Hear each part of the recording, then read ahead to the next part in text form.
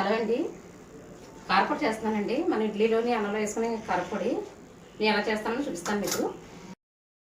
ఇందులో ఏమేమి వేసుకుని చూపిస్తానండి. ధనియాలు 100 గ్రాములు ధనియాలు చేస్తున్నాను నేను. 100 గ్రాములు ఎండుమిరపకాయలు, 100 గ్రాములకి 25 గ్రాములు జీలకర్ర అండి, ఒక గుప్పుడు ఎల్లుల్లిపాయలు, ఒక గుప్పుడు కరివేపాకు. ఇవి ఎలా చేసుకోవాలని చూపిస్తానండి. స్టవ్ వెలిగించుకుని దాని మీద గిన్నె పెట్టుకుని ఇలా దలసరగా ఉన్న గిన్నె పెట్టుకోవాలండి. ఇట్లా ఒక్కొక్కటిగా వేయించుకోవాలి. ఆయిల్ అయితే ఒక చుక్క ఆయిల్ వేసుకోవాలండి, ఎక్కువ వేసుకోకూడదు. ఎక్కువ వేసుకుంటే ముద్దలాగా ఉంటుంది. ఇదిగోండి ఈ మాత్రం ఆయిల్ వేసుకుంటే సరిపోద్దండి. ఇందులో ముందుగా ధనియాలు వేయించుకుందామండి. మంట లో ఫ్లేమ్లో పెట్టి ఇలా వేపుకోవాలండి. ఇవి లో ఫ్లేమ్లో నెమ్మదిగా వేపుకోవాలండి, మాడిపోకూడదు, మాడితే బాగోదు. ఇలా నెమ్మదిగా వేపుకోవాలండి, మాడిపోతే కారపొడి అసలు బాగోదు. ధనియాలు అయితే ఎగిపోయినాయండి. ఇదిగోనండి గోల్డెన్ షేడ్లోకి వచ్చినాయి కదా, ఈ విధంగా వస్తే సరిపోద్ది. వీటిని పక్కకు తీసుకుందాం. ఇందులోనే కరివేపాకు కూడా వేపేసుకుందామండి. ఆయిల్ ఏమి ఎక్కలొద్దు, ఆ ఆయిల్తో సరిపోద్ది. ఆయిల్ అయితే ఎక్కువ వేయకూడదండి, ఇలా మామూలుగానే వేపుకోవాలి. ఆల్రెడీ నేను ధనియాల్లో కొంచెం ఆయిల్ తక్కువ వేసాను కనుక అది వీటికి కూడా సరిపోయింది. కరివేపాకు కూడా వేగిపోయిందండి, ఇది కూడా పక్కకు తీసుకుందామండి. ఒక్కొక్కటిగా వేపుకోవాలి, అన్నీ కలిపి అయితే వేపకూడదండి. ఇందులోనే జీలకర్ర కూడా వేపుకుందామండి. జీలకర్ర కూడా ఇలాగే వేపుకుందామండి నెమ్మదిగానే. జీలకర్ర కూడా వేగిపోయిందండి, ఇది కూడా పక్కకు తీసుకుందాం. వెల్లుల్లిపాయలు కూడా ఒక వేపు వేపేసుకుందామండి. ఇందులో కూడా ఏదైనా తడి ఉంటే పోద్ది, అలాగే అయితే కారపొడి ఎక్కువ రోజు నిలవ ఉంటుందండి. వెల్లుల్లిపాయలు ఈ మాత్రం వేగితే సరిపోద్దండి. ఇవి కూడా పక్కకు తీసుకుని ఎండుమిరపకాయలు కూడా వేపేసుకుందాం. ఎండుమిరపకాయలకి ఇంకొంచెం ఆయిల్ వేస్తున్నానండి, ఫస్ట్ కొద్దిగా వేసాను కదా సరిపోద్దండి ఇది.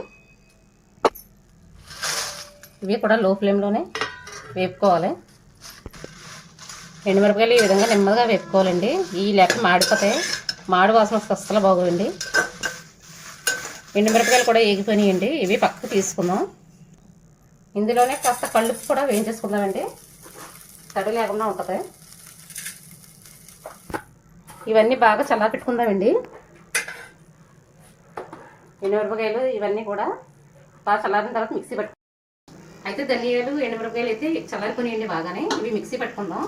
ఇలా పెద్ద మిక్సీకి తీసుకుని ముందుగా ఎండుమిరపకాయలు అయితే మిక్సీ చేసుకోవాలండి.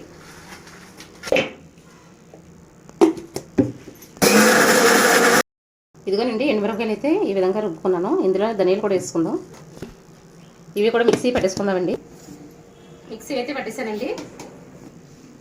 ఇదిగోనండి ఈ విధంగా బరకగా అయితే రుబ్బుకోవాలి, మెత్తగా రుబ్బకూడదు. కారపొడి ఎప్పుడు కూడా ఇలా బరకగా ఉంటేనే బాగుంటుంది. ఇది ఒక ప్లేట్లోకి వేసుకుని చల్లారి పెట్టుకుందామండి. చల్లారిన తర్వాత గాజు సీసాలో స్టోర్ చేసుకుంటే మీకు ఎన్ని రోజులైనా పాడవదు. అంతేనండి, కారపొడి అయితే రెడీ అయిపోయింది. ఇదిగోండి ఈ విధంగా బాగా చల్లారి పెట్టుకోవాలండి. చల్లారి పెట్టుకున్న తర్వాత డబ్బాలో స్టోర్ చేసుకోవాలి. మన దగ్గర గాజు బౌల్ లేకపోతే కనుక ప్లాస్టిక్లోనే పెట్టుకోవచ్చు. ఇదిగోండి ఇలా పొడి ఆడితే వస్తేనే బాగుంటుందండి. మరి ముద్దగా రాకూడదు, ఆయిల్ ఎక్కువ వేసుకుంటే ముద్ద అయిపోద్ది. కారం తక్కువ తినేవాళ్ళు 50 గ్రాములు వేసుకోండి, ఎండుమిరపకాయలు సరిపోద్ది. మేము కారం ఎక్కువ తింటాం కనుక 100 గ్రాములు ధనియాలకి 100 గ్రాములు ఎండుమిరపకాయలు వేసానండి నేను. తక్కువ తింటే కనుక 50 గ్రాములు వేసుకోండి. అంతేనండి, ఏదైనా సరే తడి తగలకూడదు. పచ్చళ్ళకైనా కారపొడి కన్నా మన తడి తగలకుండా, చెయ్యి కూడా ఎక్కువగా మనం ఉపయోగించకూడదండి పచ్చళ్ళకి వీటికి కూడా. ఈ విధంగా చేసుకుంటే మనకి ఎన్ని రోజులైనా బూజు రాదు, పాడవదండి. ఎన్ని రోజులైనా స్టోర్ చేసుకోవచ్చు ఇది. అంతేనండి, నచ్చితే లైక్ చేయండి, సబ్స్క్రైబ్ చేసుకోండి.